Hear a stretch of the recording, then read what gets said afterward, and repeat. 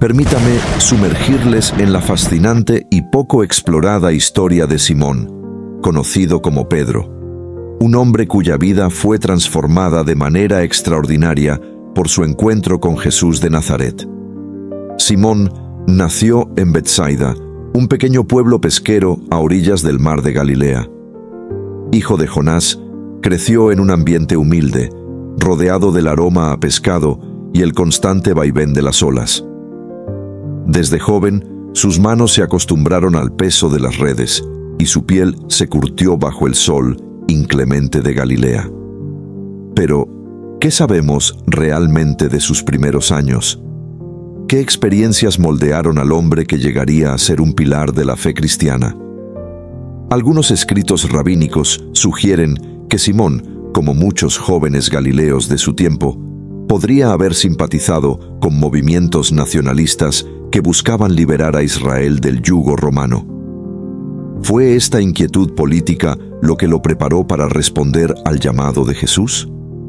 ¿O acaso hubo experiencias más personales, quizás pérdidas o desengaños, que lo dejaron anhelando algo más profundo?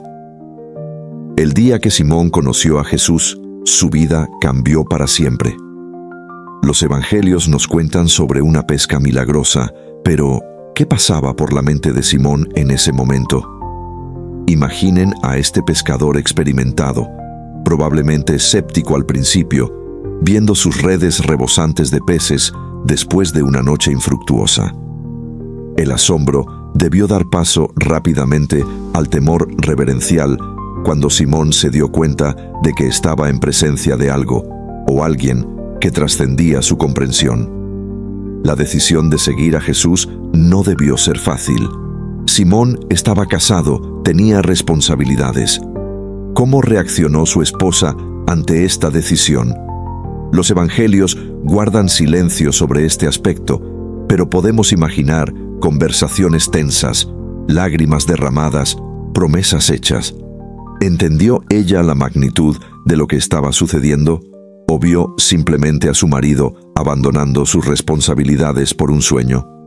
A medida que seguía a Jesús, Simón, ahora llamado Pedro, se encontró en un mundo completamente nuevo.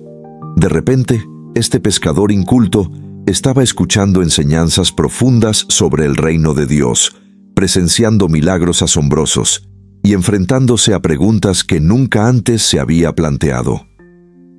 Los evangelios nos muestran a un Pedro impulsivo, que a menudo hablaba antes de pensar. Pero, ¿qué pasaba en su interior? ¿Cómo lidiaba con la disonancia entre su antigua vida y esta nueva realidad? Uno de los momentos más intrigantes en la vida de Pedro fue cuando caminó sobre las aguas hacia Jesús. Por un breve momento, su fe superó su miedo y las leyes de la naturaleza. Pero cuando miró las olas, comenzó a hundirse. Esta escena captura perfectamente la lucha interna de Pedro, capaz de grandes actos de fe, pero aún vulnerable a las dudas y temores humanos. ¿Cómo afectó esta experiencia a Pedro? ¿Cambió su forma de ver a Jesús o a sí mismo? La transfiguración de Jesús fue otro momento crucial. Pedro, junto con Santiago y Juan, presenció a Jesús conversando con Moisés y Elías en un estado glorificado. La reacción de Pedro de querer construir 3 enramadas ha sido objeto de mucha especulación. ¿Fue simplemente una respuesta torpe a algo que no comprendía? ¿O hay un significado más profundo en sus palabras?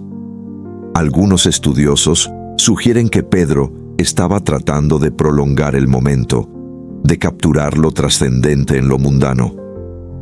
¿Cómo cambió esta experiencia la comprensión que Pedro tenía de Jesús y de su misión? A medida que se acercaba el final del ministerio terrenal de Jesús, vemos a un Pedro cada vez más conflictuado. Por un lado, fue el primero en confesar a Jesús como el Mesías. Por otro, se resistió cuando Jesús habló de su muerte inminente. ¿Cómo reconciliaba Pedro sus expectativas mesiánicas con las palabras desconcertantes de Jesús sobre sufrimiento y muerte? La última semana en Jerusalén fue una montaña rusa emocional para Pedro. Desde la entrada triunfal hasta la última cena, Pedro experimentó una gama de emociones: orgullo, confusión, miedo. Su promesa de lealtad inquebrantable, seguida por su triple negación, es un poderoso recordatorio de la fragilidad humana frente a la presión y el miedo. ¿Qué pasó por la mente de Pedro en esas horas oscuras entre el canto del gallo y la crucifixión?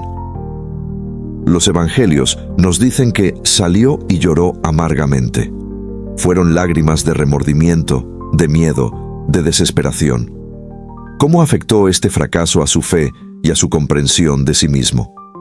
El período entre la crucifixión y la resurrección debió ser el más oscuro en la vida de Pedro. Imaginen su desesperación, su culpa, su sensación de fracaso.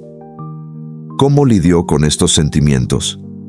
¿Encontró consuelo en los otros discípulos o se aisló en su vergüenza? Algunos estudiosos sugieren que Pedro podría haber considerado volver a su antigua vida de pescador, viendo todo lo sucedido como un sueño roto. El encuentro con el Jesús resucitado marcó el inicio de una nueva etapa en la vida de Pedro. La triple afirmación de su amor por Jesús, correspondiendo a su triple negación, fue un momento poderoso de redención y comisión. ¿Cómo cambió este encuentro la comprensión que Pedro tenía de la misión de Jesús y de su propio papel en ella? Fue en este momento cuando Pedro finalmente entendió el significado de la muerte y resurrección de Jesús. El día de Pentecostés marca otro punto de inflexión.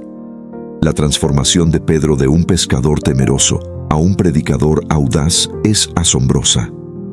Su sermón, registrado en Hechos 2, muestra una comprensión profunda de las Escrituras y una capacidad para aplicarlas a la situación presente. ¿Cómo adquirió Pedro esta habilidad? ¿Fue puramente obra del Espíritu Santo o también el resultado de años de escuchar y reflexionar sobre las enseñanzas de Jesús?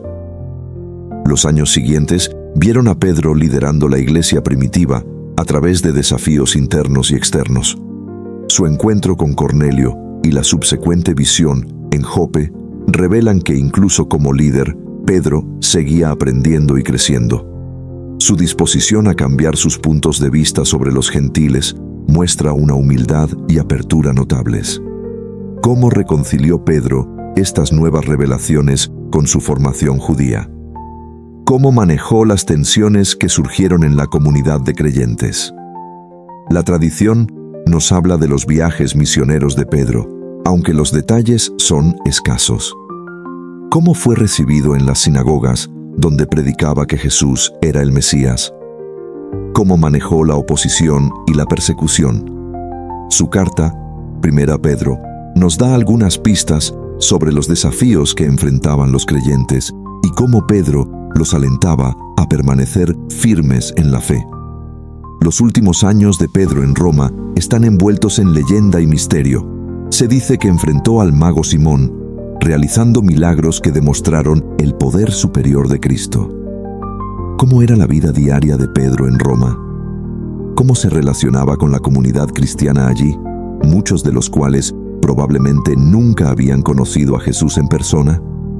La crucifixión de Pedro, solicitando ser colgado cabeza abajo por considerarse indigno de morir de la misma manera que su maestro, es un poderoso símbolo de su humildad final y su identificación total con Cristo.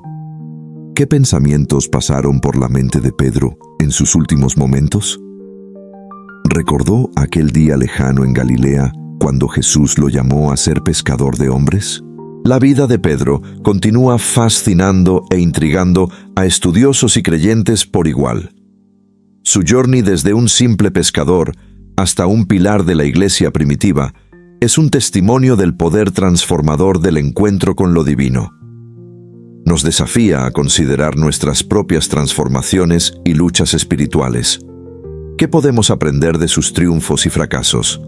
¿Cómo nos inspira su valentía y su disposición a cambiar y crecer?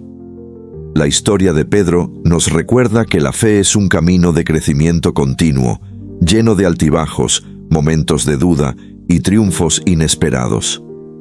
Nos invita a reflexionar sobre el poder del perdón y la gracia para cambiar vidas, y sobre la capacidad del ser humano para trascender sus limitaciones cuando se encuentra con algo más grande que sí mismo. Mientras reflexionamos sobre la vida de Pedro, no podemos evitar preguntarnos, ¿qué hubiera pensado aquel joven pescador de Galilea si hubiera podido ver en qué se convertiría? ¿Y qué potencial inexplorado yace dormido en cada uno de nosotros, esperando ser despertado por un encuentro transformador?